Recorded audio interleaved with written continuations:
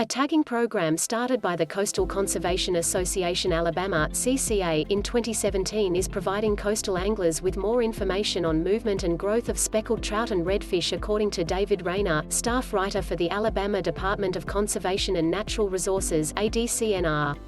The Tag Alabama program, which is compiled and analyzed by the University of South Alabama, USA, School of Marine Sciences and Dauphin Island Sea Lab, enlists CCA members to tag trout and redfish and rewards anglers who file a report after a tagged fish is recaptured.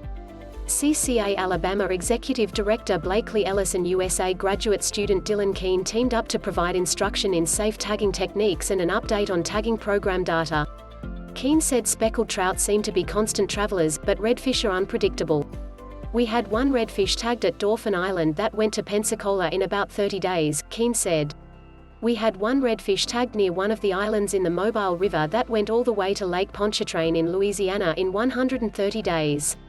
On the other hand, we had one red drum that was recaptured 3 times by Captain Rutland in the same spot, the first time in 2017 and twice in 2018. Kiene said his program predecessor, Reid Nelson, observed little to no movement from red drum in certain locations. When Reid was doing acoustic work on red drum, he was tagging fish in Dog River and Fowl River, Kiene said. "One of the things you look for when you're doing acoustics is that if a tag is detected constantly on the same receiver, you may assume the fish is dead.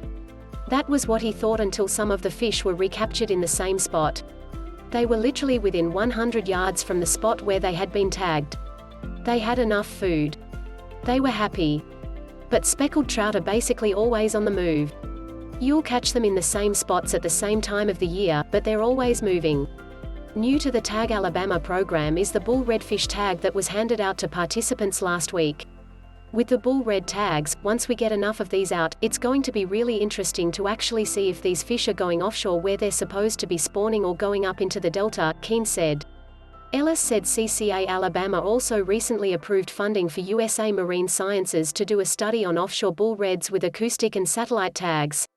Anglers participating in the Tag Alabama program can report tagging data through the Fishing Chaos app, at tags.usouthal.edu, which is best used on a computer, or 1-800-372-5950.